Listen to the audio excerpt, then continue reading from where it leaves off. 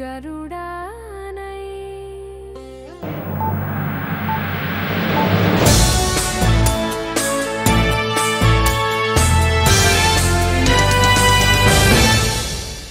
నిత్యం BC BC అని నినాదాలు చేసుకుంటూ బీసీల హక్కుల కోసం పోరాడుతున్నట్లుగా చెప్పుకునే గౌరవ ఆలేరు ఎమ్మెల్యే బీర్ల ఐలయ్య గారికి నమస్కారం.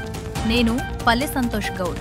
2006 నుండి ఎన్ఎస్యుఐ యూత్ కాంగ్రెస్లో ఉంటూ కాంగ్రెస్ పార్టీ కోసం రాత్రింబగళ్లు శ్రమించి పనిచేస్తున్న వాడిని.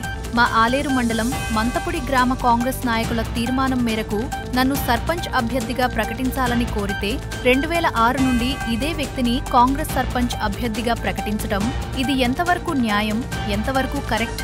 మీ వరకు వస్తే బీసీ సీనియర్ అని గుర్తొస్తుంది. మా వంటి కింది స్థాయి బీసీ నాయకుల వరకు వస్తే ఎందుకు గుర్తు రావటం లేదు? బీఆర్ఎస్లో టికెట్ రాని వ్యక్తిని ఒక రోజులోనే కాంగ్రెస్ అభ్యర్థిగా ప్రకటించటం ఎలా న్యాయసమ్మతమని మీరు చెబుతారు?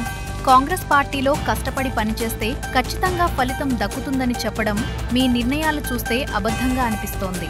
ఈ విధంగా పార్టీ కష్టపడే యువతను నిరుత్సాహానికి గురిచేస్తే నాలాంటి నిజమైన కాంగ్రెస్ కార్యకర్తలు పార్టీకి దూరమవ్వాల్సిన పరిస్థితి వస్తుంది. ఇట్టి విషయంపై అధిష్టానం పెద్దలు సమయానికి స్పందించి ఆలోచించగలరని ఆశిస్తున్నాను. So take me away, some other place, don't wanna wait.